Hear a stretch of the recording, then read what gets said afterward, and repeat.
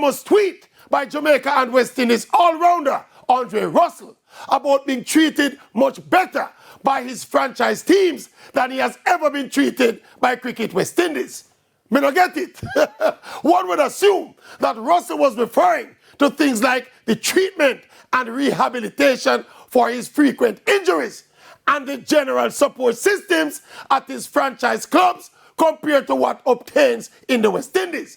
But with all due respect, Russell is comparing apples and oranges. Now, first of all, he is not a centrally contracted West Indies player and thus would not get the benefits that contracted players get.